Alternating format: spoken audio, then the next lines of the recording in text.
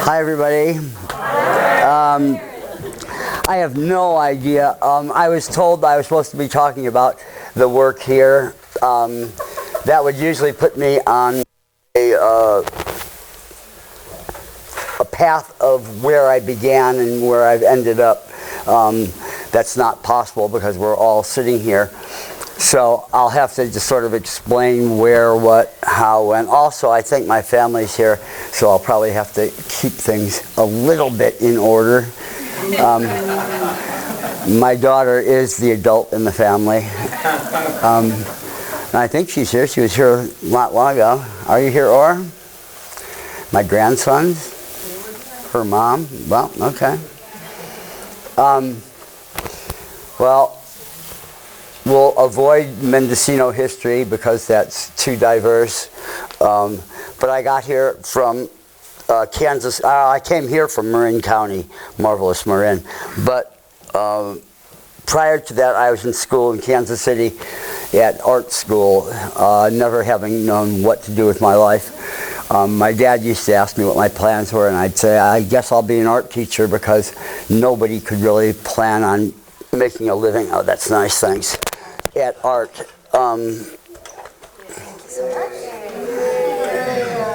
I feel so much better now that I'm taller than all of you.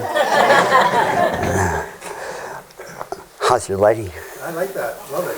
How's your sound? Audio, great. Don't beat it. Anyway, yeah, trying to cause trouble. Nobody could really think about being an artist to make a living. There are only about 5 people, I think, that were doing it. So I'd just say, well, I'll be an art teacher, I guess. And my dad would just look at me and say, you have kind of expensive tastes for an art teacher. And I thought that was a pretty good observation. Though he didn't really know how my income was set up, so that was okay. In any case, I was a painter. And I was in school. I was in the painting department in Kansas City. And then I decided I wanted to go 3D because my paintings were getting 3D. There's one painting here somewhere. I'm not even sure where it is, but there's one painting somewhere in these 2 rooms that will show you where I kind of, not ended up because I still paint, but where I switched over into the 3D world. And then I'm going to have to kind of get, I'm going to try and stay in order of when things happened here because it has meaning and it gives me some structure to something where there really isn't much structure. One of the earliest 3D pieces here, there is a refrigerator in this room, I believe. Bingo. That's actually half of a piece of art. It was one of my first things. On the other side was a toilet. And there was a big umbrella over the top. It was called Oasis. It seemed to have most everything a person would need. And that went to San Francisco they used to have an outside art festival every year. And so that went to there, which gave me another show. I won a show in San Jose, blah, blah, blah. And that's kind of how my career has been, is just from one show to the next. And it took, I think, about 40 years. By the way, I'd like to thank everybody here at the Art Center who's helped, and especially Deanna, my curator, who's really put in way extra effort, put up with me. And that's a hard thing to do in the art world because I get really crazy. But that's just part of it, I think. That's part of the art thing.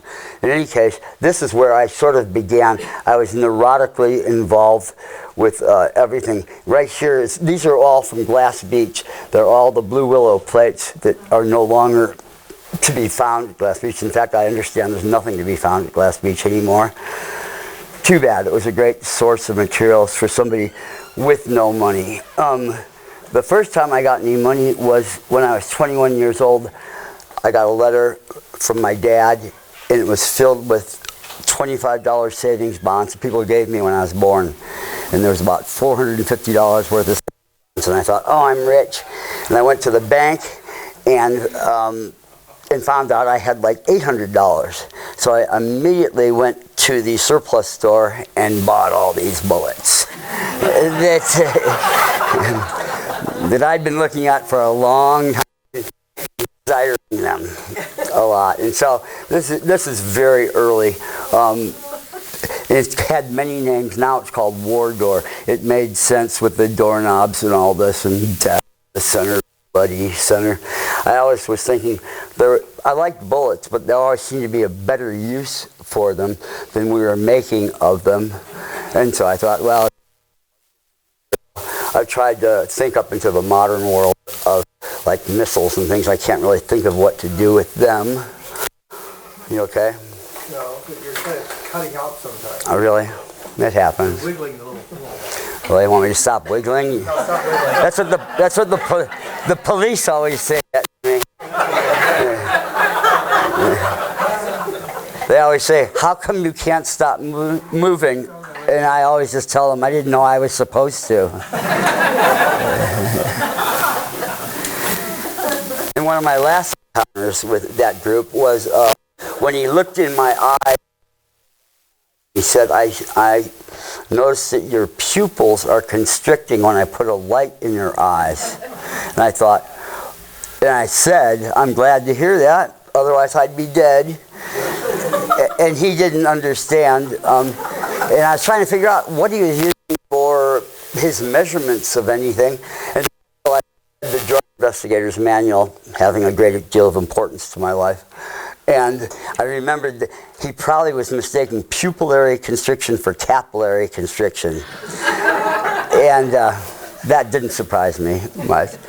And then he just went on and on. And so I've had actually a very long history with the police department in this county, beginning very early, because when I got here, you could live in the state forest and nobody really cared. As long as you paid your $10 fire permit, kept your rocks around your fire, stuff like that.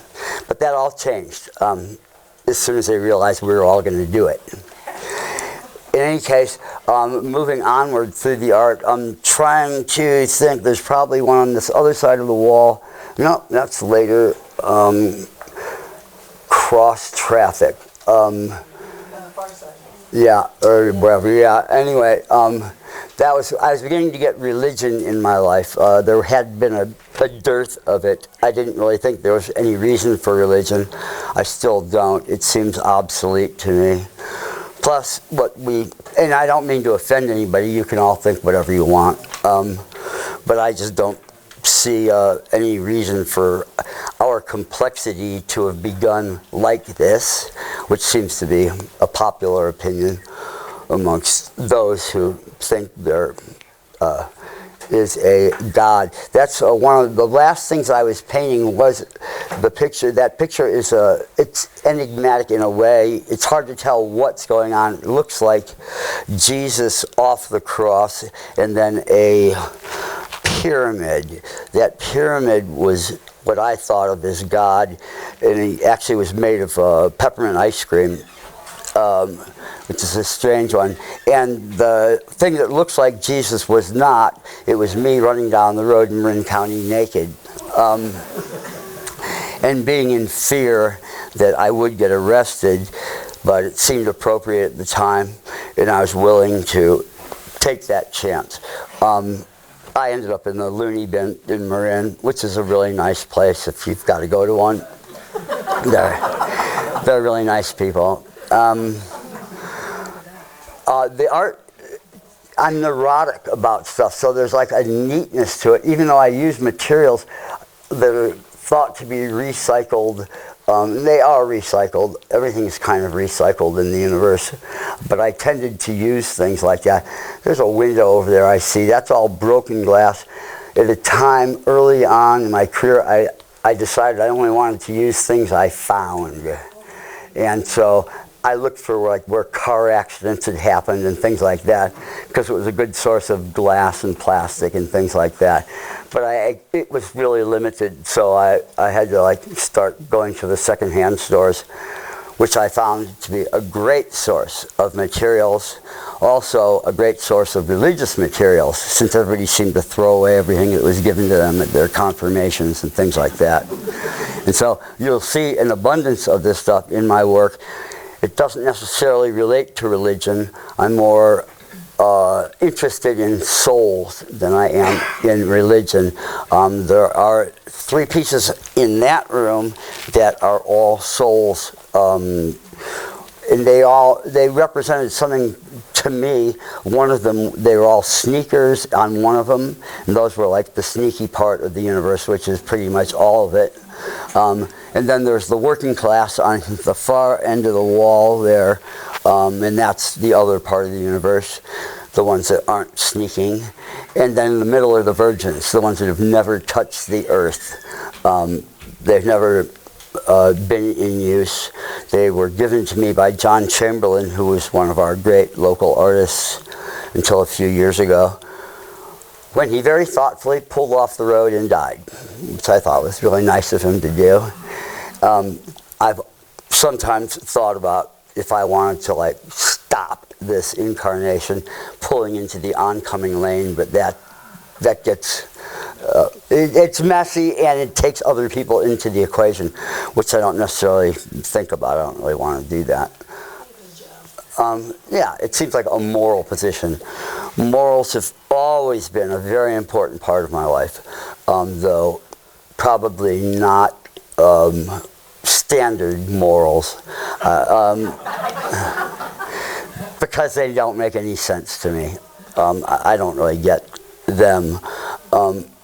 I'm trying to think of where I'm going with the art here. It gets much more demented the later it is, because I find it funny. So much of what we base things on are other people's opinions or other people's thoughts about what things should be. I consider them and usually discard them, and then think of whatever is funny to me. And that includes many of the topics which are generally considered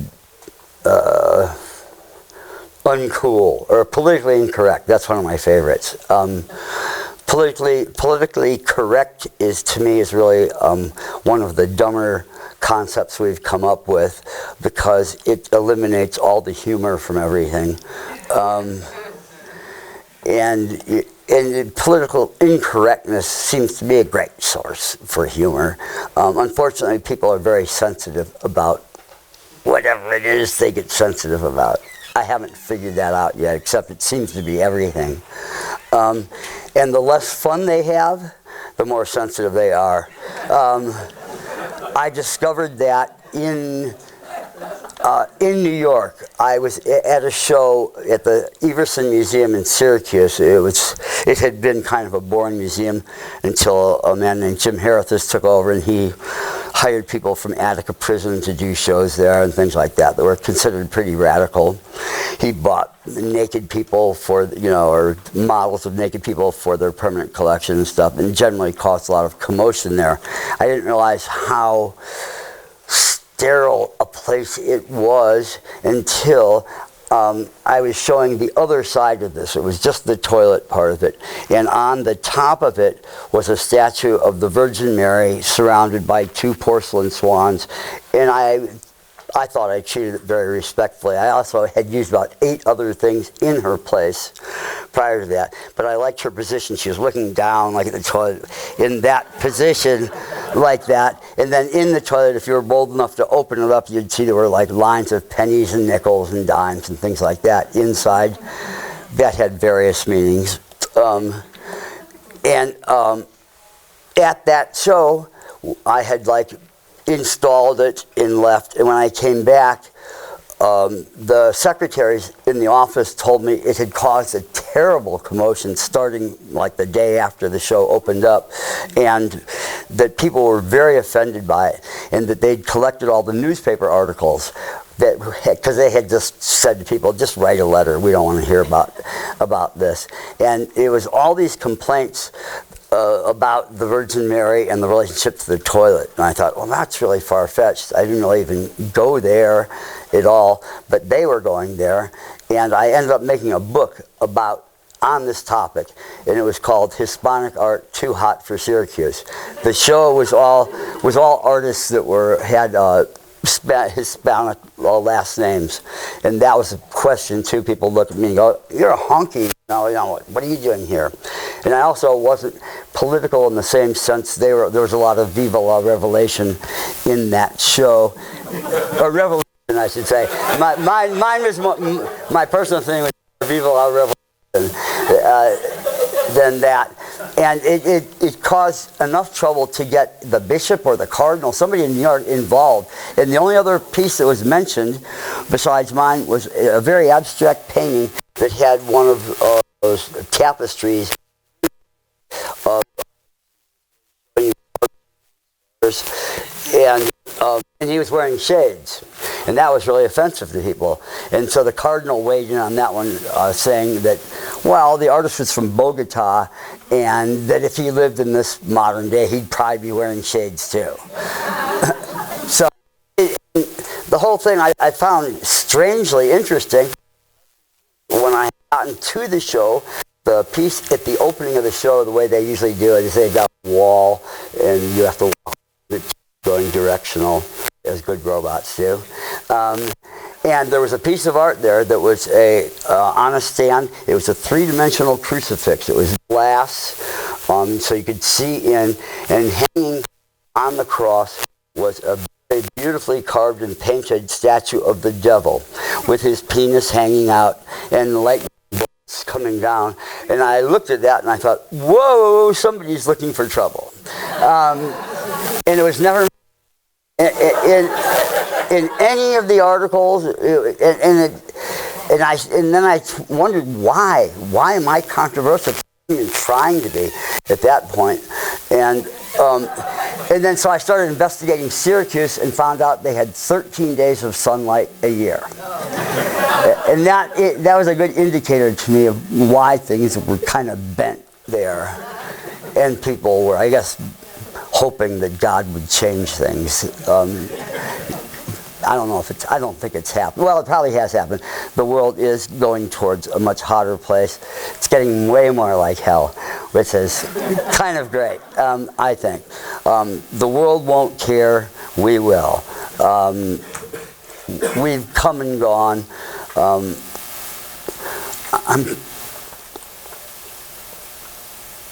Anyway, and if anybody has any questions about anything in particular, go right ahead. Yeah. Larry, two things. I've always wondered, is your work planned? Because this refrigerator does not look planned. Those two over there really do. It's all planned. I have areas where I ad-lib. Where I know basically what's going to happen. You sort of have to when you start running colors around and things, if you're going to have them make sense. They need... Other thing I've always noticed, and it blew my mind again when your show was installed here, I can never see any glue. How do you do this so neatly? I'm careful. I'm neurotic. Really? I'm really neurotic. A really long time with the glue? As little as possible, but yes, I do. I do, yeah. In fact, there were many people who were doing art similar to mine, although I certainly didn't invent the mixed media style. There were little old ladies making Christmas trees out of their costume jewelry long before I ever got involved. Yeah, but I did take it to a different level. I cared more, as much about the spaces between things as the things themselves. The things were important. I used them as historical things. There's colors that I use that remind me very much of periods of time in the world, things like that I identify as, well, that's 40s, that's 50s, that's Mexican, that's Spanish, that's whatever. It's just, there's a lot of things like that.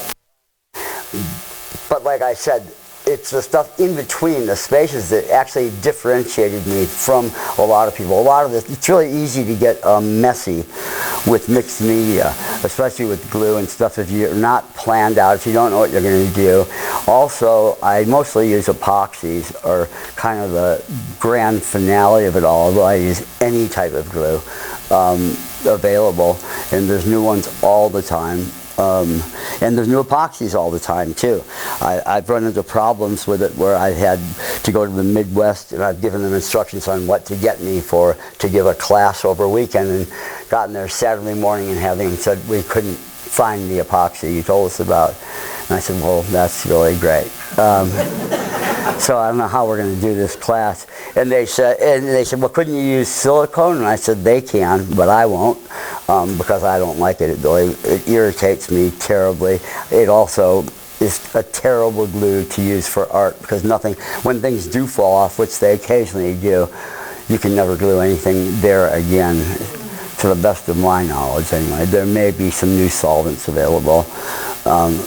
But yeah, I try to keep it neat. It's like, it takes it to another level.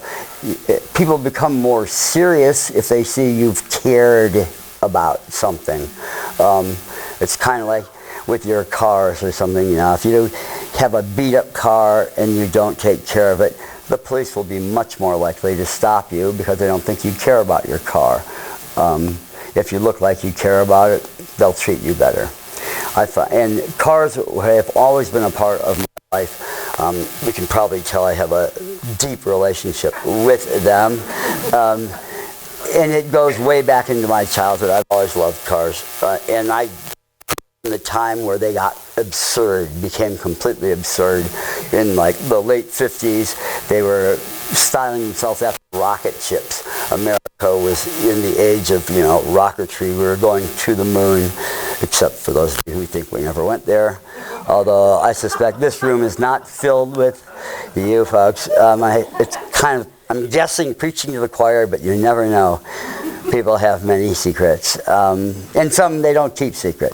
But I think we did go to the moon, and it was an important part of our development of everything, because we got so much of our modern society is based upon materials and things. We are a materialistic society. Everybody wants, you know, more and better, which is understandable. However, we're not long-term thinkers. So we've neglected to think about the future, which we're quickly destroying. We are possibly the dumbest species that's ever existed on the earth. We're the only species that's ever developed the ability to wipe themselves out of, you know, reality and utilized it. And I think the United States is very guilty on that particular point, even though we all love America, of course. But we did do over 30,000 above-ground nuclear tests since our first endeavors during the Second World War. And that's not a very good sign for life. And at this point, I kind of wonder how it's even possible for us to survive. I'm sure there is a group of people who will survive. I'm sure they've well planned it all out, and they have their places picked out and everything ready for that. However, it looks to me like society is almost over.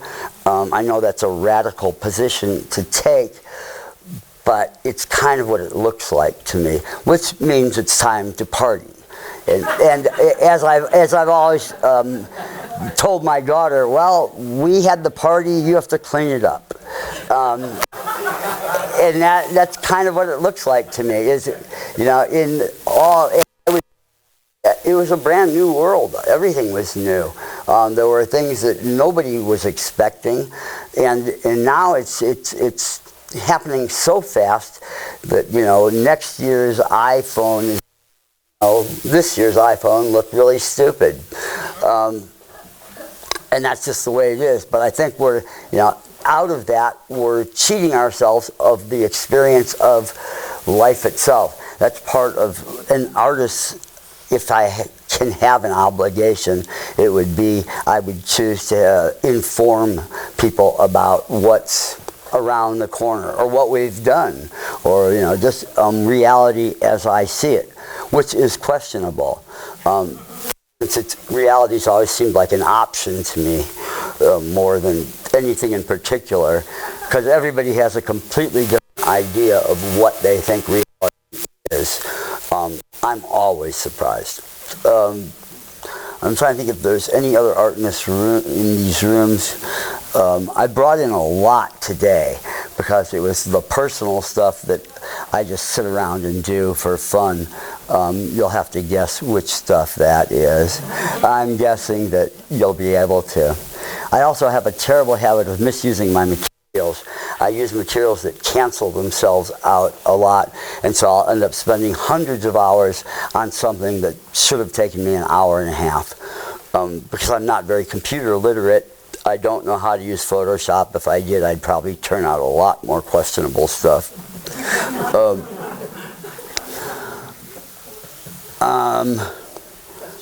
Please, yes? Why did you take the lights down? I took the lights down because the county called me and said that I was breaking the law again, and that there had been a complaint called in, and and there was a 90-day limit on having temporary lighting. What the references to my property where I live, I had done a very extensive lighting, Christmas lighting thing, but I had not stuck with the edges of the house, etc. I utilized the woods, and I built huge towers and things and went up into the trees very high. And it was interesting because I probably got more compliments from that light show than anything I've ever done, which was really interesting to me. People would stop and thank me in the streets, in Fort Bragg, anywhere, Ukiah. People would see it, their kids loved it and stuff. And I wondered about, was it really a law? What law was I really breaking? Because on the boxes of Christmas lights, it always says for 90 days use. And I assume that's a suggestion because they figure they're going to break by 90 days and they don't want to deal with it. But I called back the planning department, and they gave me all the numbers that were pertinent. There were federal, state, and county ordinances that I was definitely breaking the law with. And so I figured, okay, it wasn't personal. However, I do think there was a personal aspect. I don't know who complained. The only complaint anybody ever made to my face was, I think, our wood duck artist, who I think they've covered up over here. And I don't know what it was, but he hated them. Probably because they weren't very structured. I really loved... The stuff I do is so neurotically precise that I really like the idea of being wild and free. But I'm not. I have trouble doing it. One of the artists that used to live around here was Jean-Pierre, I don't know his last name, but he was a star of French, we call it football, or like soccer. And he's well loved in France. I'm sure he knew that a soccer player has a very limited lifespan as far as a job, and then he got into art.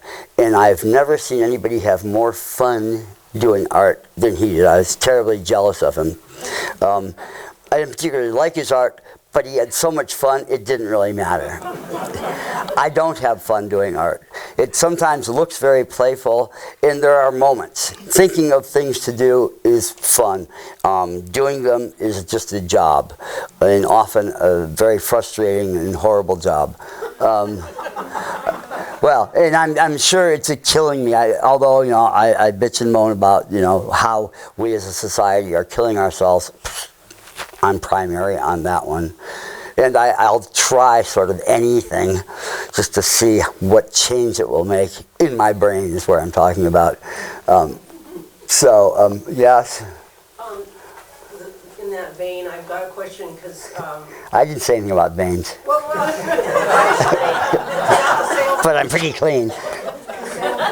I just saw that back in D.C., and I was really... I'd never seen that one. Oh, the game fish. Yeah, game fish, yeah. But the way the way you've done the color is so amazing. And what I'm asking about is kind of how do you categorize it? I mean, I know you're hoarding, I do it too, but do you categorize everything? Oh, yes. Yeah. Well, I do when I can. I used to live in Toad Hall, which I ended up with about 16,000 square feet. Crammed full of stuff that I tried to bring order to as much as possible. if I can't see something, I don't think about it, or not much anyway. And I don't use it. So I want to see everything. So I try and organize all my stuff. And my friend John Knever, who's like been my partner in crime here for many years, is a great organizer. And I'm great at making messes. They're horrendous. I have to leave after, like right now, I almost have trouble going into where I work because it's grotesque. But he can bring order to it, and then he knows what I want for order. A lot of times, I was greatly influenced by the Bargain Box. It was the Bargain Box. No, that was Marin. In Oakland, there was a store that divided everything by colors. Salvation Army. What was that? What's that? Salvation Army. It wasn't Salvation Army, but it was something like that in Oakland. And I loved just going in the store and just looking at the colors because it was rainbows everywhere. And that's how I like to keep things. I have many different ways that I keep things, in terms of metal, plastic, blah, blah, blah, because a lot of things do not last very long. The sunlight is the enemy of all plastics, all colors, with few exceptions. Glass holds its colors, ceramics holds its colors. Ceramics are very good for the long term if a person's interested in the long term, because they will last. And when you fire ceramics, the molecules in the ceramics align with the center of the earth, and they lock together very tightly, and they make that's why our archaeologists can find leftovers from civilizations that are very, very old. And it seems to me now that we're getting deeper and deeper. The archaeology is getting very deep now. We're finding civilizations that we never dreamed existed, that were very advanced, of what we would call advanced. And it's bringing a whole new point of view to how old our existence here as people are. And I personally think we have been here a long, long time. At what stage of advancement, I don't know. The whole world of archaeology and stuff is divided between cataclysmic or steady state. And most of our science and all those related things have, up until quite recently, thought we lived in a steady state universe, meaning that it was created by God as it is, and we were created as we are in God's image, blah, blah, blah, which puts a real dent into Darwin. And I found one of the earliest pieces I ever did. I like finding things. To me, my favorite art is usually like two things where I go like, oh, these belong together, bang, and don't go much further. And one of them, as I told you, I used to find religious artifacts in secondhand stores. They were very available, they were very cheap, and they had a lot of meaning for a lot of people. And I had one, and I was taking apart a puppet at one point. I had one of those statues of Jesus where I think he's like showing you his heart surgery or something. And I was taking apart a puppet that had a monkey's face on it, and I cut everything off except the monkey's face, and I looked at it, and it fit exactly over his face. I didn't even have to cut any of the rubber away or anything, and it fit right on him. And the colors that whoever had spray painted these two items had been working from the same palette, it looked like, and they just fit together. And I thought, whoa, well, that's good. There's like the Darwinian Messiah. Because, at least in our Western culture, we have, and God created man in his own image and blah, blah. And I thought, well, if that were true and Darwin's right, then God probably looks like a monkey. But we know that it goes much further back than that. All of that seems to be falling apart as science, which seems much more religious to me than any of the commoner forms of religion. I don't really understand taking somebody's idea. We don't really have any beings that have been here forever. And all of the interpretations are very strange to me.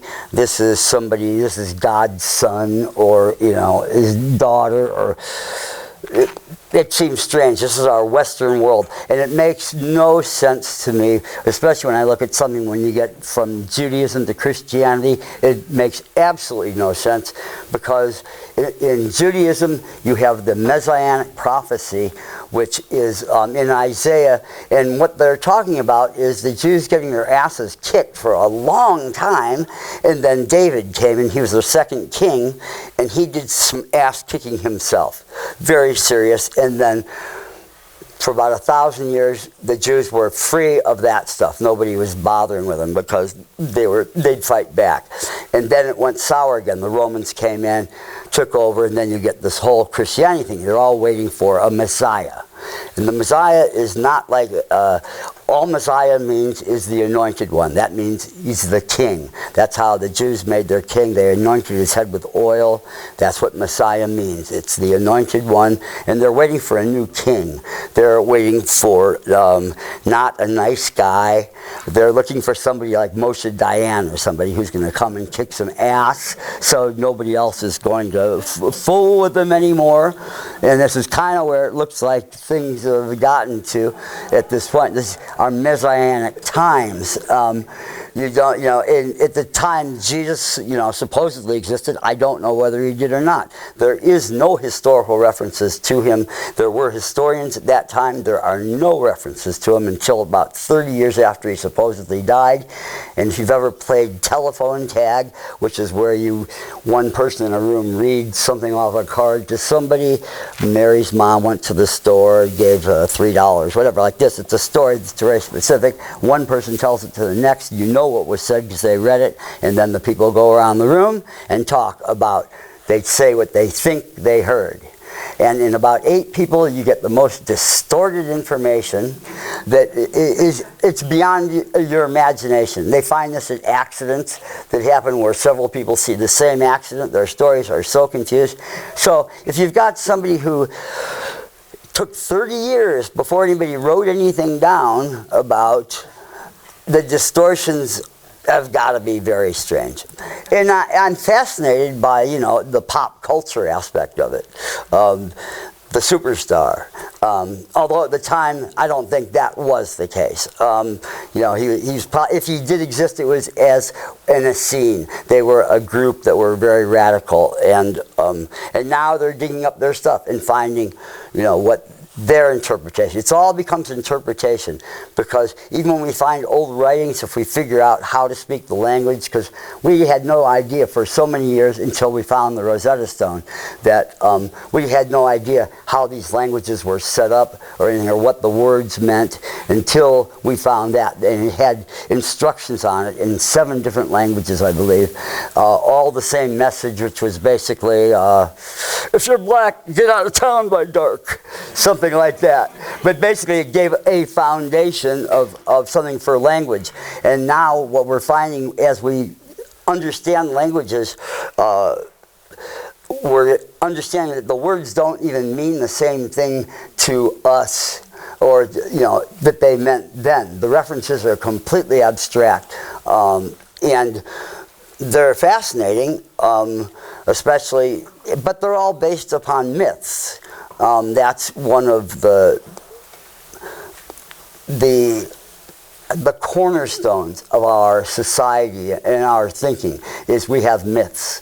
The Jesus myth is based on at least 4 other myths that were essentially the exact same story at a different time, where and they didn't last, or they lasted, they just became stories. And I think in my statement I mentioned a movie, Zeitgeist. It gives you if you watch that movie, it'll give you a very concise history of Western thought. And it shows that every religion has the same story. The greatest story ever told. It's the same story all the way across. It's kind of fascinating to see. I was surprised that when I saw that. There's also other views on what is going on in that movie. I highly recommend people who want to get what is going on now to see it. It's in question. They did such a good job, they being I'm not really sure who they are. We have a shadow government here. Who you think is running the government is not. They're figureheads. And I know I sound like a conspiracy theorist. I probably am. But that became in 2001, that became a good word to say somebody's a nut. And it was everywhere. It was ubiquitous. It sort of covered the world. It was kind of like when kids started saying, "You're not the boss of me." And that all happened like in 1 year. And I don't know where it came from. I didn't watch cartoons, but I heard all kids saying, "You're not the boss of me." And so in the same way, things come about like that. You know, when 9/11, I think, was a turning point for our world. I think it was very well planned. Nobody in a cave planned that one. Also, to me, the most brilliant part was they did it on 9/11, which are the first three numbers that any child learns. It means danger, something bad, someone bad is doing something to me. Call 911. And that has become sort of, and that's the pivot point at which everything we know of in society changed, is that day. Every freedom you think you had, you don't anymore. They changed everything on that day. All the laws that were passed, you know, they spend tremendous, they being like our Congress, our Senate, all the people who write these laws, they spent tremendous amounts of time, like on the Constitution, arguing over where a comma should go in a sentence, because it completely changes the meaning of a sentence. Well, these guys presented to Congress a 400-page document right after this event happened. And there's other books you can read, the New Pearl Harbor, blah blah blah. You get a lot of nutty stuff in there, but you find that these were plans. These were things that were planned out long before they happened. What? And then we're thinking it would be fantastic to get everybody in the other room. Fine. Some people haven't been able to fit themselves in here. You know, a bunch of people were asking me about your experience selling a piece to the Renwick Museum. Yes, the Smithsonian. That must have been very exciting. It was. Or maybe. Oh yeah, definitely. It was about as good as it gets for an artist. I had the cover of National Geographic. That was about as good as it gets. I think in National Geographic is about as close to God as you're going to get. Who doesn't like National Geographic? They've never said a bad word about anybody. And so I had both the cover and a 2-page spread in there, which was very planned. That was another tricky thing. That's funny. You can manipulate things in the world. Geographic's very well established. I don't know how many languages. They were at that time printing in like 15 languages. They had so many millions of subscribers, and they had editors for every little thing, like the cover. And Louis Sahoyas, who is the person who shot my work for an article on what happens to garbage, basically. And I was like recycling, and I was his second choice, actually. My friend Dickens 44 Bascom, that's his real name. He was born on the 44th day of 1944. He was the person who turned me on to mixed media. And I looked at what he did, and I thought, wow, what a great idea. Too bad he does it so badly. And then just began to, work in that media. He doesn't talk to me anymore. I'm not even sure why. I have sold his work as my own because I get a much better price than he could get. But I sold it to Ripley's Believe It or Not Museum, which I thought was especially a good thing to do, because they thought they were buying my work. But I never said it was my work. And they tried to gyp me really hard, so I thought I'd gyp them right back. And so he made a lot of money on that. And Geographic was about as great as it got. We planned the cover, though, and you can't really, there's a cover editor. If you even suggest something might be, yes? I'm just wondering, since nothing has any dates on it, what in here, do we get to find out what are your most recent work?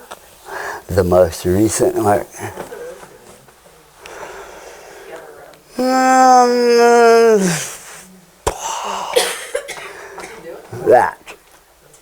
That one probably, or Satan maybe, I'm not sure. Satan, I thought Santa and Satan were pretty close. That was actually a Santana album cover, is where I started. And then it didn't take far to get to Satan from there. And then Santa wasn't far behind. they're all kind of mythical creatures. How recent? How recent? Oh, I don't. I work on things until they're gone. If I own it, I reserve the right to work on it. And so, and when you own it, I stop working on it. And that's basically how it goes. So there are pieces that would be considered brand new that I've been working on for 20 years. And that, like Mona in the other room, I started her probably 25 years ago. And then she was on her way to a show at Kohler, who makes toilets and bathroom fixtures. They have a very good art program. They have huge kilns, as you might imagine, and so they're willing to. They have art programs where ceramic artists go to Wisconsin, to Sheboygan, and they can work there all summer using their huge kilns and stuff. That is where the people from the Renwick at the Smithsonian saw my work and wanted to buy it. Interestingly, I was working on Mona for that show when I got a phone call saying that Mrs. Kohler wanted to see what I was planning to bring to that show. And I took a picture, some Polaroids of Mona, sent them along with several other things, and got back the response, she will never be shown in our museum. I have no idea what it was that was offensive. Her nipples, I think, were a little more pointed at that time. And that's about all I can guess. But something about it really offended her. And it was fine with me. I was actually kind of happy because I was in a hurry to get ready for the show, as I often am. And I wasn't happy with her face. And so that gave me an opportunity I wanted. And I remember getting a chisel and a hammer and just beating her face off. And then realized that was really dumb. Now I've got to remake her face and redo the artwork on top of it, etc. But I'm happy with how she turned out. So, blah, blah, blah. Yes? Would it have worked had she been sitting on a bidet? Mrs. Kohler?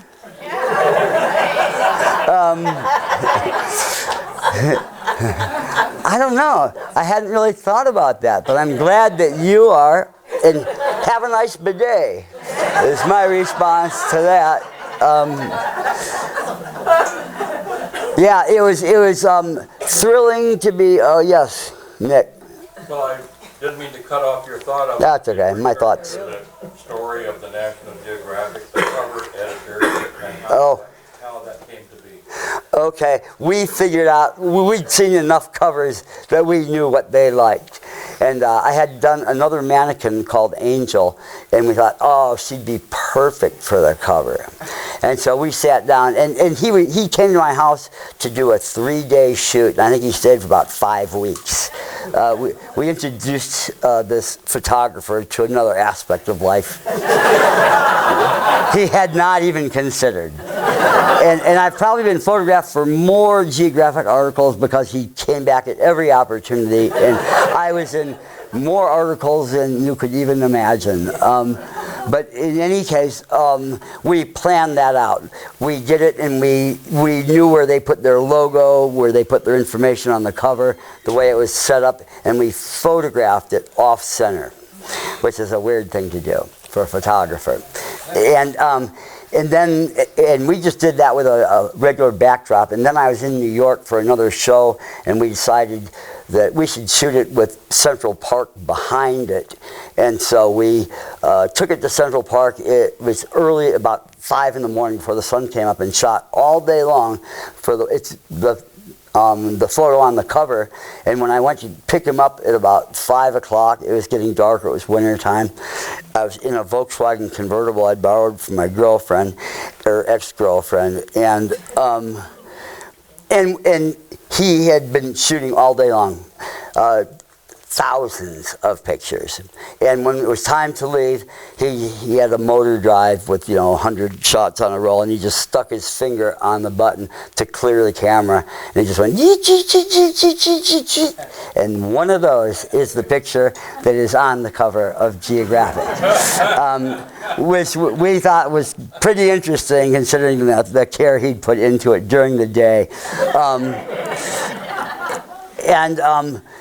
And when the way Geographic works is the photographer takes his photos back to and shows all the editors and all the bigwigs at National Geographic. At that time, Gilbert Grosvenor was the head of Geographic. He was like God. He'd been on, on the front page of every Geographic since, probably since the 1800s or something.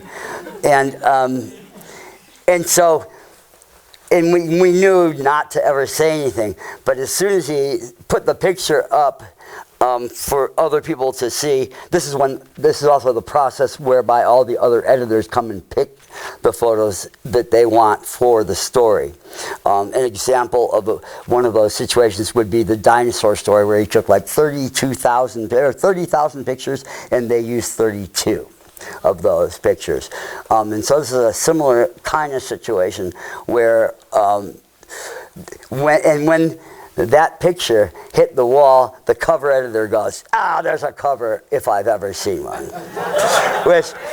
which he deemed successful. We were very successful, except that after the show, he came up to the photographer and he said, that really is a great picture for the cover, because they didn't even really have to edit it. We had done that for them.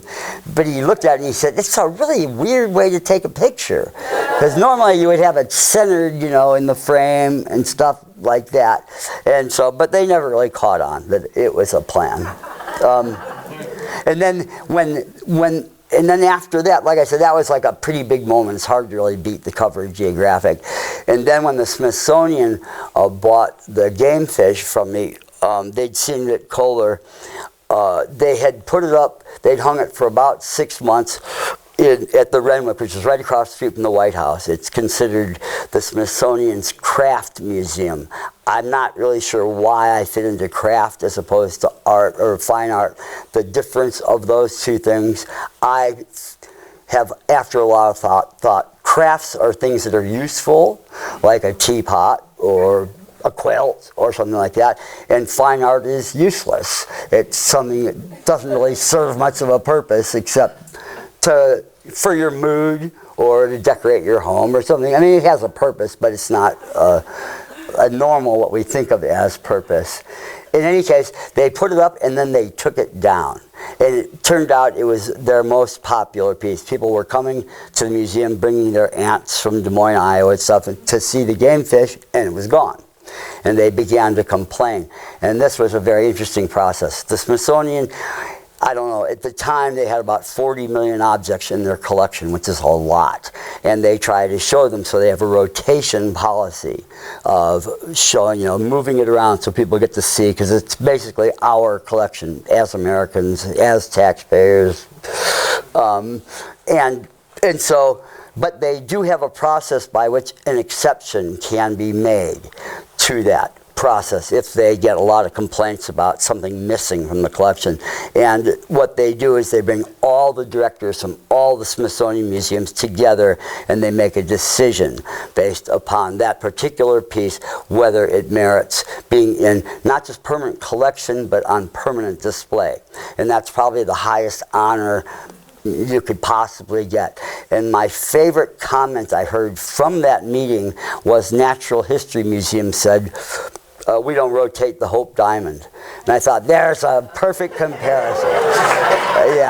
That's a perfect comparison, and I'll take it as a compliment. And actually, I should have another piece of the Smithsonian too that went in. My friend who ran the show I was talking about, with the travel 4 years of all Spanish last name artists, I had one of the first cars I ever did. San Francisco Museum of Art had an artist soapbox derby, which is artist's concept of a decorated car, basically. What year that was? What's that? Remember which year that was? The first one was 75, the second one was 78. They didn't want to keep doing it. It was way too much work. It was all volunteers. And they were hoping other cities would pick it up as an idea, which a few have. I get letters asking me to participate in other cities' things. Houston was the only city at the time I knew that picked it up. And had, basically, they call it an art car parade. And art cars became a concept made by Herod Blank, whose dad, Les Blank, did a lot of, you probably, maybe, who knows, I don't know what movies you guys see, but he did a bunch of movies like Garlic as Good as 10 Mothers, The Blues and Lightning Hopkins, Gap-Toothed Women. Anyway, he was a documentary artist. His son Herod got into art cars. He liked them. He had a lot of experience, and he's sort of organized, if you can call it that. Trying to organize artists is a good trick. But in any case, I hope did I answer your question about how that got there and why it's still there, and it will probably always be there. They have moved it around a little bit. One of my favorite things is they didn't want to have it too many people. It attracts too many people who want to pick things off, the collectors out there, and so they didn't want to like put a rope around it and stop people from getting close to it, because the devil is in the details. But they just put an alarm on. If you get too close, the alarm goes off. There's always guards nearby. I love setting the alarm off. Whenever I go there, I constantly back into it and stuff. And the guards like me. They like the art. That's one of the things about doing things neatly, is it separates it from being junk. You know, it is junk, but you know, it takes on a higher meaning when it's put together. Organized junk. Yes, that in organization, there's the key to it. And I am very organized at the beginning of a project, and as I said, I will bring messes of untold proportions to an object, because as I'm working on something, because I'll think about 100 things in my shop that will relate in some way to what I'm doing, and I'll bring them all, and then there they sit. And I trip on them, I break them, I kick them, until hopefully somebody cleans them up. Yes. Can we have you come next Yeah, door and sure. start walking people through? Sure. I'm sure they're gonna have questions. Yeah, good, because I can't even remember what's in there. Larry, did you say the Smithsonian owns that car, the soap box derby car? No, they don't, but they were going to. My friend who ran the show that I was in for 4 years, one day, the car was in Washington. He said, let's take it over to the Smithsonian. I know Dr. Taylor, who ran all the museums there at the Smithsonian. And I said, because the International Artists or Sculpture Convention was going to be in D.C. that year. It moves around all over the globe. And that year was going to be in D.C. And he said, maybe we can get it in. It started in 2 weeks. And I said, yeah, let's just drive up to the Smithsonian and go in and say, we want this car in the museum. They're bound to let us in. Yeah. And he said, what else are you doing today? And I said, nothing. He goes, let's go. And I go, okay, go. And so we went over there, and he said, I know Dr. Taylor. He runs the whole museum thing with the Smithsonian. And he brought him outside. It was a beautiful day. Everybody piled out of the office, and he loved the car. He said, oh, I definitely want this. But the curator of 20th century art hated my work with a passion. And he kept saying, there's nowhere in the museum we can put it. Absolutely nowhere. Every space is filled. And he was just kind of like, go away, little boy. And because we left that day, I think he thought he won. The little guy, his name's Harry Rand. And so when we showed up 2 weeks later, he said, bring it back the day before the sculpture conference starts. So we did.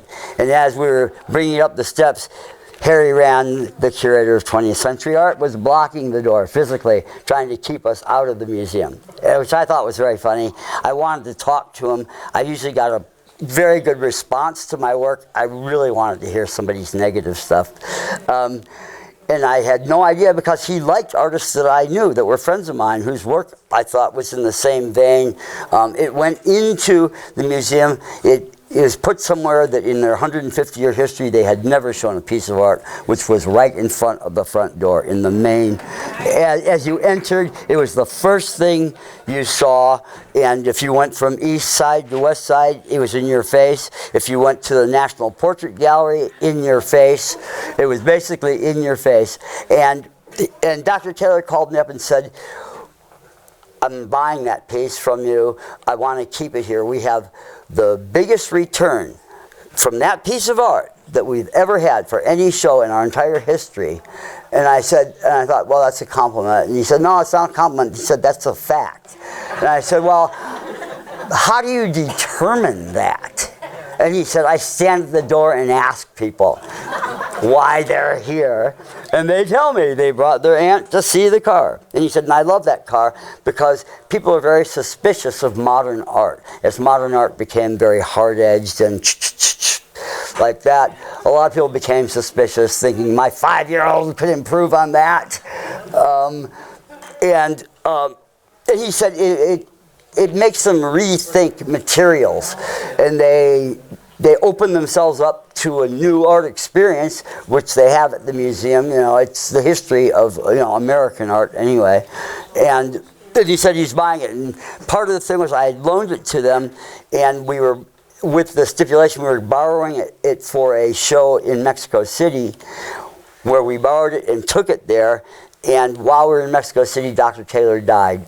He spent a month in Mexico every year, and he loved this town he would go to because they rang the church bells by hand and stuff like that instead of electronically. And he got food poisoning and died. And at the time, the person who ran the show called DC and asked him and said, Dr. Taylor said he's going to buy this piece of art. We can't afford to bring it to DC and then send it back to the artist if you guys don't want it. So do you want it? And they said, yeah, if Dr. Taylor wanted that. But by the time we got there, everybody had a Dr. Taylor said story, and it didn't go back in, which is too bad for me, or whatever. It would have been a great place for it. It now sits in great disrepair. And we can go in the next room. Which car, the Mad Cat? No, it was one of the cars I did for the first soapbox derby in '75. It's a Berkeley. It's a British car. So it wasn't the Falcon? No. The one with the big nose. What's that? The one with the big nose. Yeah. The Falcon's in my yard as well. Want me to slowly go with you, Maynard? Oh, you're gonna handhold? Good. I try. Want me to get with some backlight? Oh, good. Thanks. Nice stand. Do you really like the National Geographic magazine? I love their photos. Yeah, I don't have a problem with them. Sometimes I felt they were a little creepy. Creepy? Please explain why. It seemed they were very clean. Oh, they're clean. They're very clean. In fact, they're sticklers for detail. And the people seemed so clean when they did all the, native people. They all seemed really clean and kind of dialed, fixed up so they wouldn't affect us. No. They aren't. No, they're very careful about that. They are. Oh, very careful. Yeah, you see, because they are what is considered to be a news magazine, not entertainment. And when you have the difference between news and entertainment is you cannot pay for news because you're affecting news. So that's why newspapers never pay anybody to be in newspapers. they paid them, just that somehow it seemed so clean. It is Nobody clean. had any mud on them. Well, you haven't really checked into their stuff. They have things called a day in the life, where they go around the world and they find the average income of every country, and then they find people that are in there. Is that some new one? No, they do many things. They're involved in an awful lot. Yeah, no, they're very good, and they're very careful about what they print. Because in the article that I was in, they said his work sells for thousands of dollars. And they called me up and they said, well, would you sell something for like $1,500? I said, no. And because then it would have had to say hundreds and thousands of dollars. And so they were really careful about, details. That's one of their things. Do you work alone? I beg your pardon? Do you work alone when you're putting these things? Pretty much. I've had help a couple times. One, working for the Smithsonian, they'd hired me to do a globe and neglected to send me the globe in my time limit. So I had help from Jan Hinson, who's an artist in Mendo, or this area. And she helped me. Also, one of my friends did one of the fins on my Cadillac because he could copy what I did very well. We both learned the media at the same time. And the only way I can tell which one he did was because he does something with anything that has texture, he'll rub epoxy into it to make it look old. And there's one button on there that he has his trademark little thing. Other than that, I have a lot of help, like getting things to shows, putting up shows. I've done a lot of stuff, like in New York, I'll do something like a nightclub will get me, and untold amounts of help. I've had people from Mendocino just show up. The actual work on it, I think you're probably the only one who could do it. Pretty much that. I have tried other times letting people do, like when I'm burned out or something, and I've been working for 2 weeks, and I've got hours left before openings of shows, and let somebody else do something, and it's never even close. I don't even understand what it is they're seeing, but I have to inevitably take it apart and destroy it, and then just redo it. And I guess I'm just particular about a lot of stuff. I guess it changes as I work on it, and so it's like a living thing until it's gone. I mean, she keeps getting worked on, and will keep getting worked on. There's areas that are wrong or things that don't look right to me, and I'll break them off and redo them until somebody buys it. What year did you reach Graduated out? from Kansas City Art Institute. I didn't graduate. Oh, excuse me. I quit school. I was there for a year and a half, and I think 67 would have been my last year there. I quit to come to California because my best friends were living in the Haight-Ashbury, and it was just time to quit my whole life. It really wasn't going anywhere that looked good to me. So I came to California, and I don't know if it improved. I think it did. It improved massively. How did you get to Mendocino? That's a very long and interesting story. Basically, a friend of mine stole a car from me that was not my car, and my friend's car, and I loaned it to him. It was Dickens 44 Bascom. And when he finally got back to my house with the car, he said he was borrowing it for an hour to gather art supplies to come to Mendocino. He came back from Mendocino telling me stories of living with these witches in the state forest. And I had just read The Hobbit, and I thought, yeah, witches, why not? Sounds good. And so then he came back with the car, and it was already decorated. And one day he totally stopped on corners, handed out paints to kids and stuff, and it was filled with stuff. And I said, I need that car back. It's my best friend's. His grandfather gave it to him.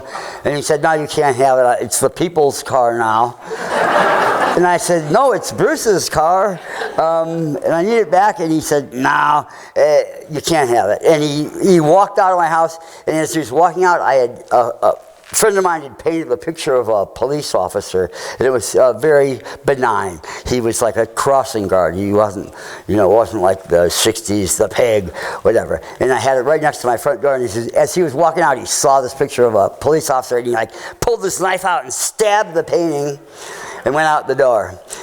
And I was shocked that he'd stabbed my painting, and I went to go look at it and it was one of these mixed message moments where I'd wanted that knife since I'd been 8 years old. It had been on the back of every comic book I'd ever had. Sell cards to your friends and neighbors, and you can earn these gifts. And that knife was a knife I had desired so badly, and now there it was, stuck in one of my paintings. And he went out the door, and I had to go, and I called my friend when I heard he was letting anybody drive the car, knocking down fences and things all over the place. And I called my friend and said, get the car out of your name right away. And he said, what are you talking about? And I told him the story, and he said, get it back. And so I had to go to Mendocino to get the car back. That's how I got here, was coming to get the car back, to look for my friend with his witches friends. These were Charlie Manson's witches, by the way. These were the girls that are in jail, or if they're still alive now. What year was that? That was 68, I believe. Yeah, and I think 'cause I got here in 68. Yeah, it was an interesting way to get here. I missed him by a day, probably to my great benefit. The stories were good, though. I don't know, in here, I don't know what anybody wants to know. I'll talk about anything. Did you have the title for the read between the lines before you made it or after? Before. Just checking. Most of my stuff starts out as a pun. I like puns a lot. The only problems I have with puns is they don't translate to other languages. I went to Finland with a bunch of my work and my Cadillac, and I thought, I'll be the king of Finns. And when I got there, they don't call them fins, they call them wings. And then every piece I had there was like a razorback hog, things that were completely meaningless to people from other cultures. And puns do not translate from language to language at all. But I like them. To me, they're fun. This is all puns in here. I can't say, yeah, quarter horse. This is a piece I did where I always was sure people would walk up to it and just know what the name of it was. But they don't. And I don't know why. And I have the other quarter. And the interesting thing was when I cut the horse up, it was a real whole horse when I started out. And I cut it up, and at the time, I put the two quarters face to face, and I lived at Toad Hall at the time, and they made a perfect face of Mr. Toad. As you could see, like the shape of that was the bizarre Mr. Toad. I think maybe from, I'm not sure, I think of Zap Comics, but there's also one from television that we grew up with, Froggy the Gremlin. That's Andy's Gang, exactly. Aye, laddies and lassies, Andy's Gang sticks together with Scotch brand cellophane tape. You know it well, yes. And Buster Brown shoes, et cetera, et cetera. And he was a demon. He was truly a demonic character who I loved greatly. But anyway, that really kind of got me that it made that, and I was going to, before I started work on this, thought, oh, I'll just make behind my bed, a green, use some green satin and stuff and make Mr. Toad. And then I have the horse's ass left over, which I have had plans for many years. I've been collecting political buttons and other butt-ons. It's all butt-ons. So that will be a political piece because political opinions are kind of just that. You kind of start with a pun or an idea, but also the materials. I mean, they seem to. I'm pretty wide open as far as materials go. I'll almost use anything to the point of absurdity. I also put things on and take them off. I overdo things way overdo them, and many, many layers more than I should, and then we'll strip them off and start getting back. It happened with my Cadillac. The tail fins on that car were about this high when I finished, because I went from what they were up to the next layer, I think, was metal, and then I went to translucent plastics, and then up to anyway, it ended up with crystals up on the top, like snow had fallen all over the thing. And I liked it. My friends hated it, and I was going into a show at a museum in LA. They have a big car museum there, Peterson Car Museum, and when my friends who'd set up the show said their door isn't big enough to get your tail fins in, and I said, well, let them tear down the wall. And the response was, you're welcome to park in the parking lot. And I went, okay, I'll lower the fins. So I took them off, and they're back down again. So, and then all my friends told me they hated them. So it's okay. I like to keep going and stuff. But like I said, I get crazy and just do too much. Just because it gets funnier and funnier to me, the more layers of stupid things you add. That's Mary Cow. I thought if Jesus could have a mom, so could the golden calf. It all made about as much sense to me. Like a cow mannequin, or did it exist, or was it? Yeah, she's pregnant too, so be careful. But yeah, no, a friend of mine bought 10 horses from somebody in Southern California who made horses for tack shops and stuff. I don't know what the cows were made for. I bought everything he had at one point. I went to his shop. He told me he was going out of business, and I bought everything he had. One of my favorites was half of a cow, and it had openings in the top and the back to teach you how to artificially inseminate a cow. But I noticed that when I moved, it's missing. So somebody stole it from me. It seems like a really odd thing to steal. But What's the material? it's fiberglass. They're fiberglass, yeah. And they're fairly lightweight. It's fiberglass. It's a pretty good, sturdy material. In the sunlight, it depends what it's painted with. Sun is my enemy for art. And so I don't do much outside stuff. If I did, I'd use appropriate materials. I may be doing something for in Ukiah, the college. I think it's Mendocino College is doing a show coming up on, and the topic is, I think it's turning into global warming or climate change. Project that's about. But yeah, I think it started out as something to do with the people who got burned out of their homes and stuff by the fires over there, etc. And I spoke to them yesterday. They asked what I was planning, and I said a refrigerator on fire, which is what I've been planning to do. And how that fire works, I don't know, whether I'll be using fans to make it look like fire or actually use propane and have it on fire. It's all kind of up to them. They said they'd pay for whatever I wanted to do. So it'll probably get elaborate, I don't know. But they weren't planning on an outside thing. I thought they told me they wanted an outside piece. I don't think they really care, because it has changed so much since we began talking. It's what? There's a show in the gallery. Yeah, it's extensive. It's gotten much bigger in scope and included many more things. There's plays. There's a lot of political stuff. There's all these new terminology I learned about art having a social conscience or something. You apparently can't get any more public money unless your artwork helps the world. Or something like that. It's a vague concept. I don't know. Yes? I have a question. I think you referenced this piece back here earlier. Is this the one? The painting. That is a painting. Yes. Yeah. Would you speak again to this symbol? Yeah, I was a painter at that point. That was kind of near the end of me being a painter per se, although I still like to do it.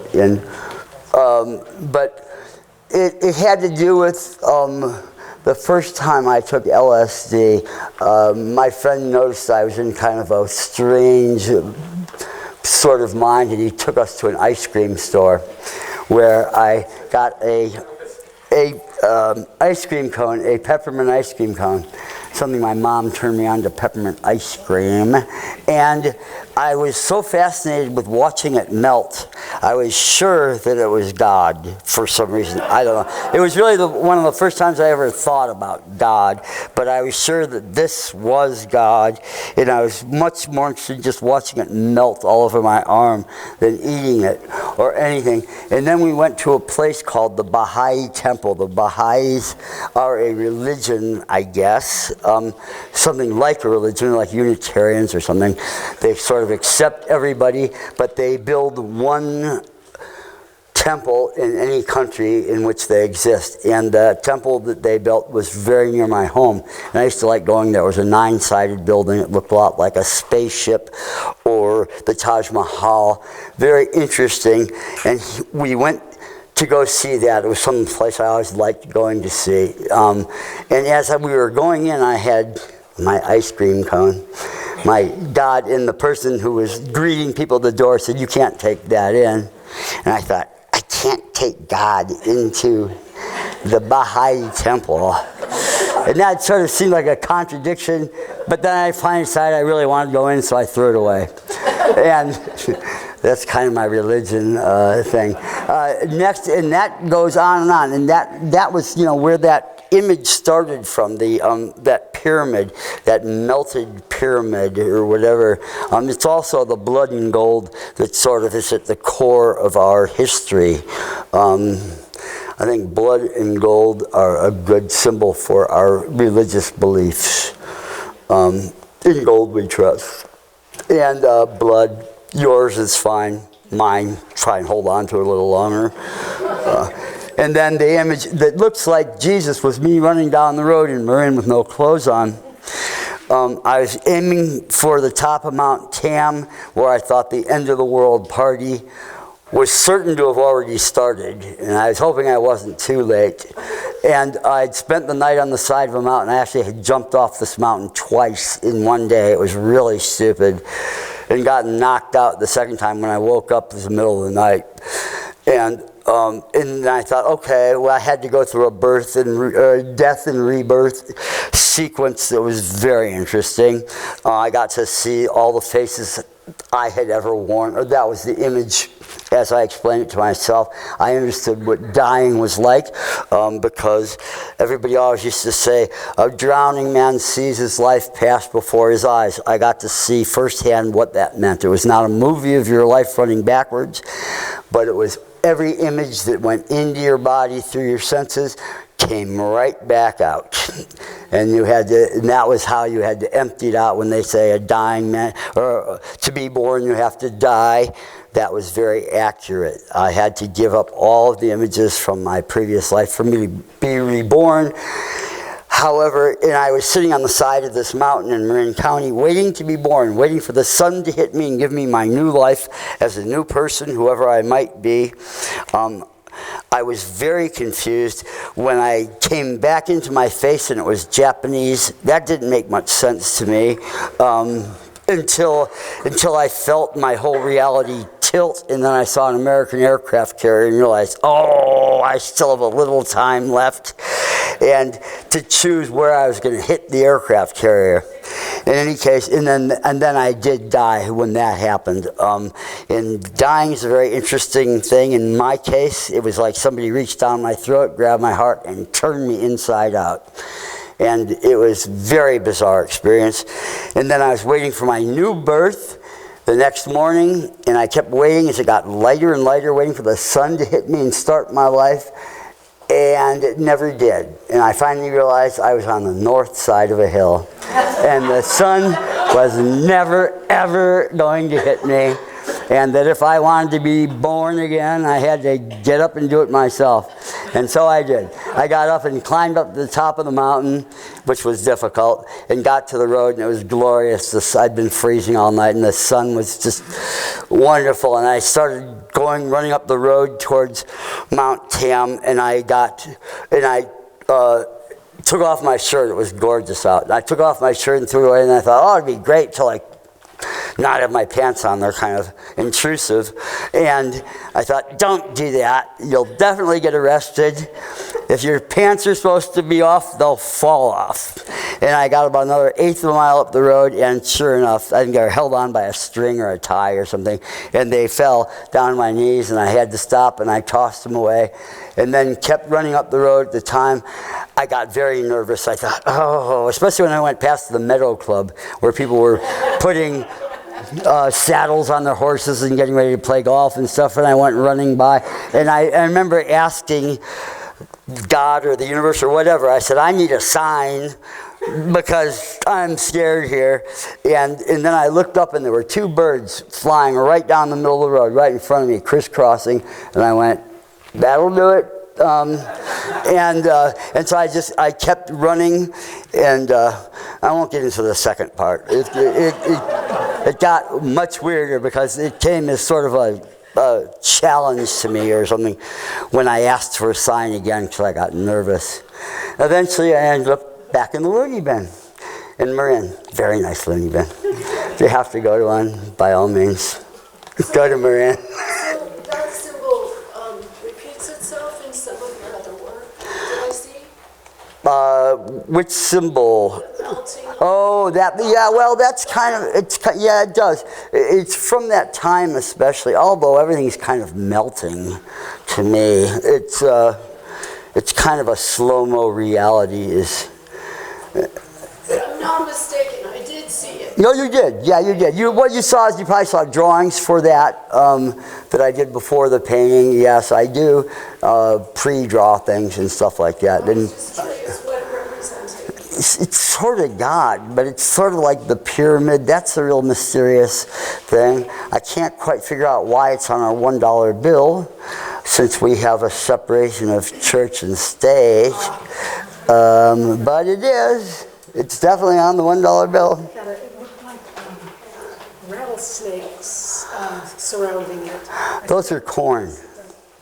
Those are corn. I was studying some genetics at the time and how corn, colored corn, or I guess African American corn, we call it now, but how it selected its colors and stuff. And so I've always been interested in science. It seems to be as close to religion as I can get, especially if it's accurate. That's a matter of your own choice. Or evidence. I like evidence-based things. I'm not really big on faith because it's like belief. The word belief means you probably shouldn't. Or believe, it means be and then leave. And so it's sort of a self-negating word to me. And it usually means you shouldn't, if because it means there's no evidence for whatever it is you believe. There's no evidence. So if you fall for it or go for it or whatever, embrace it, you're testing your faith. I don't have too much. Could you explain that bizarre piece over there that's got, lions on black velvet? Yeah, it's called Reed Between the Lions, and there's a reed, there's a cattail right between the lions. And when I first thought of it, I thought, well, do I have something important to say? I could say it between the lions, but then I didn't think I had anything really important to say, so I decided to go with reed as a reed. Yeah, it's all puns, So did you paint the lions, or are those found art? It's all found art. It's all found art. I like to use other people's art. It's kind of not a new chapter, but I like to utilize it more and more. Because I buy art from people, and when I do, I own it now. Now I can do whatever I want with it. And I find myself getting closer to that and doing more of it. And those were just in a store. I thought they were a great pair of lions. Yeah. And since I had nothing important to say, I just went with the reed. Well, thank you. You're welcome. Yeah. There was a problem here when my friend John Knever, he kind of quit on me in the middle of getting ready for the show because he said, the Art Center won't let me cut a hole in the wall because the glass, or the vase that the reeds are in, actually stuck out the back. And he said, I'll need to cut a hole in the wall. And I said, so you can fix it, big deal. And he said, they're saying they don't want me to. And I said, well, let's cut the glass. And he said, I'm not going to try that. I've had bad luck cutting glass lately. And I said, well, I have a diamond saw, so I'll do it. Oh, yeah. I didn't know if it would or wouldn't, but diamonds work pretty good. They're pretty hard. They can cut most glass. Yeah. In fact, glass will cut most glass for that matter, but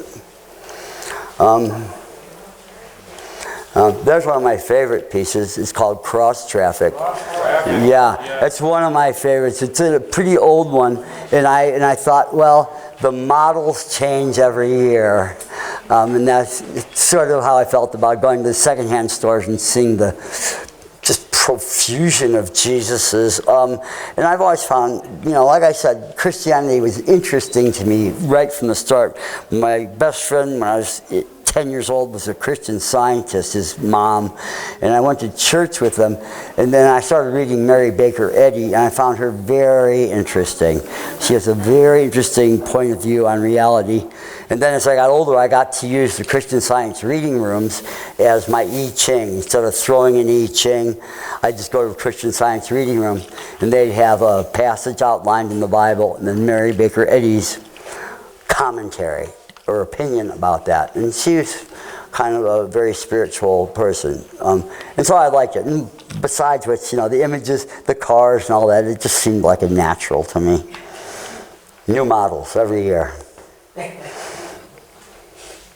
I don't know what else is in here.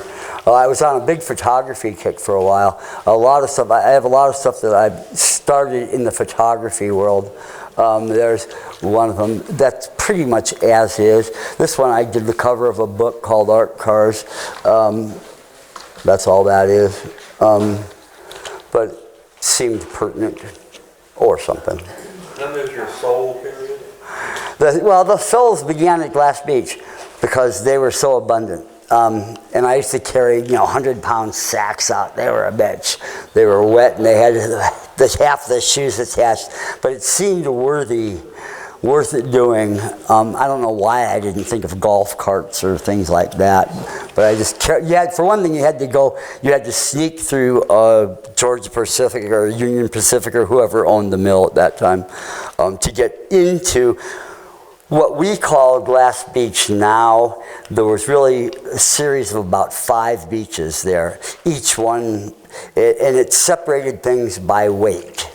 And so what most people think of as Glass Beach is the first beach, which was Metal Beach. Everything was tainted by metal and rusted. And there were some really cool caves and things that I thought, oh wow, that's really cool looking rock, until I got up really close and realized there was no rock.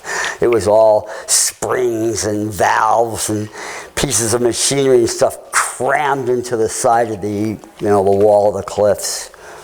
And but we used to go in much further and then risk getting thrown out. That was the big deal. Nobody ever called the police on us for that. But I brought out a lot of souls, and I love souls. They're kind of the point at which we intersect with Earth and souls. That's really obvious. Also, standing up, we don't really think of too much, but it's really a tricky balancing act. Until you can't do it, you don't really get how many times you use your toes in a day to keep standing up. That was one of the things I realized on the day in which I was talking about on the side of that mountain. Was at one point I had the cold was not my friend that day, and I remember coming around a corner on my way up to Mount Tam, and the sunlight was gone, and it just kind of froze me in place, and I just went, oh.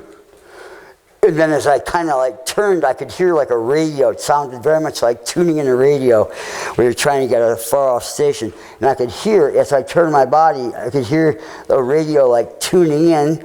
And I kept turning to try and get the station, whatever it was. And finally I got it. It was like wham, I got the station, and I felt like I was a TV set that had sat in this corner of somebody's room for 20 years, and somebody just walked in and turned it on. And so I was wide awake at that moment, and I thought, well, I no longer need to do anything. I'm just a witness at this point, and I decided to not make any overt moves like trying to hold myself up, which I didn't realize until that moment how much you use your toes to stand up. And I remember at one point starting, I wasn't going to use my toes, and my first fall was backwards, and I started to go over backwards, and rather than balancing myself, which we would normally do, I just let it go. And when my head hit the pavement, it made a really loud cracking sound. And then I just decided, I wonder what happens to a naked body found in the middle of the road in Marin County. And then I found out. And it took hours, and it was one of the more interesting experiences I've ever had. Man, I had learned about my toes, how much I use my toes. to stand up. And we all do. And that's one of my fascinations with feet and souls. Also, when I became a non-materialist or whatever, when I was a hippie and I decided I didn't want to be involved in material things and care about them, I gave away all my art supplies. That was dumb. All my paints and things. But the first thing that drew me back into the world was a pair of shoes in Larkspur, in the window of a store that was never open. It was this teeny little shoe store that was about 8 feet wide, and in the window there was a pair of blue, like police car, blue Adidas. They looked like track practice shoes. The best shoes I'd ever had were track practice shoes made by Adidas. They're made for people on track teams that when you're not wearing spikes.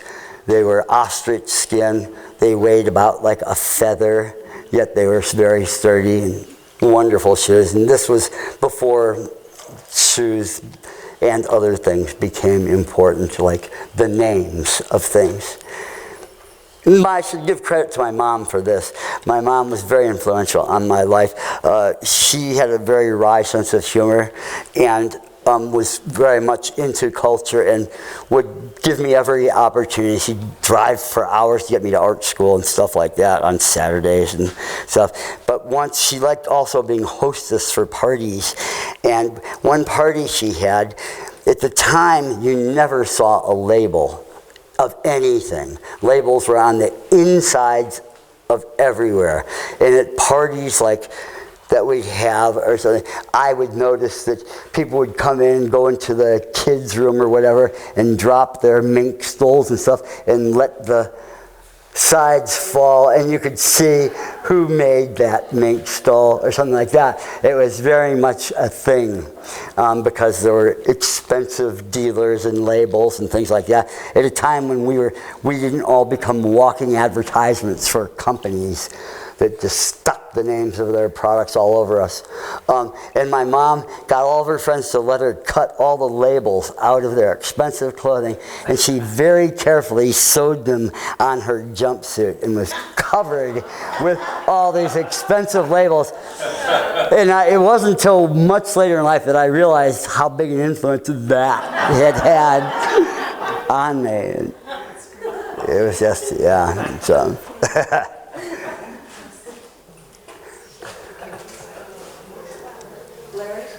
Would you ever consider having a tour of your studio? Not soon. But yeah, it could happen. But it's, my partner in crime here, he has to approve of things like this. I wouldn't interfere with his life. We kind of respect each other's lives. If we don't show up for it takes about a few days for me to wonder if he's dead or not. And then I wonder. But we have a policy of leaving each other alone. So we do. And so I would definitely need to check that out.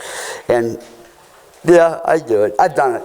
This was your studio at Toad Hall, and how amazing it was to see that.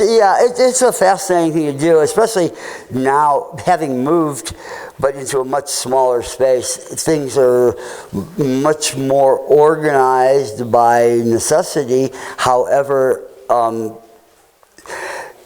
my goal was to have visual storage. I want to see everything I own, because if I don't see it, I forget about it. And this particular, getting ready for this show, I discovered so many things that have never been unpacked from the move. I mean, whole huge sections of rooms full of interesting and stupid things that I have saved. Yes? Can you talk about Revolver? Revolver was a pun. In its own, again, the bullets. I love bullets. They're beautiful to me. They could be used in better ways. But I even like the use, in some ways. It's sort of that Thor, from across the room, making something happen over there. There's something I like about that. I've always been fascinated by guns. My dad never let me have them. He would always take them away when he found them, but I knew where he hid them, so I could always get them back. And then I had got a lot of demented friends growing up. You'd have to run from their houses because they would shoot at you with BB guns and pellet guns and things to get away. But I love them, and that one was kind of an obvious one. I just liked the idea, and I wanted it to revolve, and I'm still waiting for somebody to let me cut a hole in the wall, and I can just put a motor in it and revolve it. It should be. But then again, I like it static too. It's kind of like what you should or shouldn't do.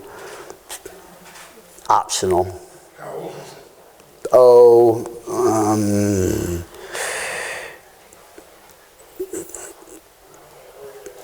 20 years, 30 years, I don't know. That one, it was fast. That one I did very fast. And although it did fall off a wall recently somewhere and knock a big chunk of it off, my friend fixed it for me, which was really nice. Because I hate fixing things terribly, but I will. And this stuff is definitely prone to damage. It's one of the reasons painters are more collected in New York, because sculpture gets damaged easily. It also invades your space. That's why Chicago became the big sculpture city, as far as I know. But I'm not very in touch with the universe. As little as I can get away with. And so, in New York, people collect paintings because you can rack them. You can rack them in temperature and humidity control and bring them out for that party where you want to impress your friends and stuff. Sculpture is way different. It breaks. Are you going to turn your lights back on for the holidays? You know, if I weren't living under a red tag at the moment, I would have a different feeling about all of it. I would have asked a lot more questions.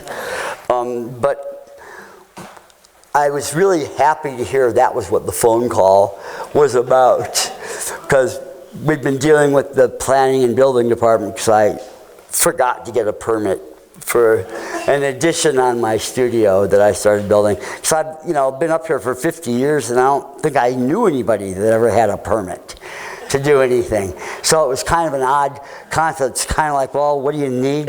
Just do it right, so it doesn't fall on you. And basically follow codes, they're pretty simple. Don't fall on you. Because things do fall. I know when I read a book called The Earthquake of 1906 in San Francisco, and it said the epicenter of that earthquake was in Point Arena, I thought, whoa, this place must have really taken a hit. And I went up to the newspaper office in Fort Bragg, and they had reprints already done. And it said that every brick structure on the coast, be it a chimney, a house, a building, anything, was a pile of bricks, and about half of the wooden structures had still stood. So we got hit hard on that one. And so you have to build for that stuff. I love earthquakes. I think they're wonderful. They're so exciting. Where did you grow up? I don't think I ever did, but Chicago was where I was born, and I went there all through 5 years and 4 summer schools of high school, and then I left for Kansas City in California. I've been here since the late 60s. Way better. It's cold back there. But it's interesting. I mean, also, my mom worked in Chicago. This is an interesting thing about looking at things. And artists look at things. Drawing is really important to me because that's looking at things. And my mom worked, if you ever saw the Blues Brothers, they all end up in a public building in Chicago to pay their taxes. And in front of that building is a Picasso sculpture, a very large Picasso sculpture of a woman's face, or so I always thought. And my mom worked in that building for Illinois Public Health or something. And I went to visit her one day, and as I was leaving, I got about 2 blocks away, and something just said, turn around. Turn around, and I turned around and looked, and what I had always considered this really ugly Picasso sculpture, I saw, whoa, it was not at all what I thought it was. It was a beautiful line drawing of a naked woman And I want to go back and see it again to see if I hallucinated that or what. Because I do hallucinate things, but it was really a really beautiful line drawing. And a lot of that stuff definitely happens. Only in Chicago. Well, I don't know about that. I mean, that's where I saw that one happen. I wasn't expecting it. I was a big fan of Salvador Dali, and he uses double images and triple images and stuff in his work, you know, and they're very carefully crafted. And that's a difficult thing to do, is to craft things into double images. That's kind of what I like about puns, is they sort of are an oral representation of a double image. You know, there's definitely two things going on. Any other questions, anybody? Well, thanks for coming.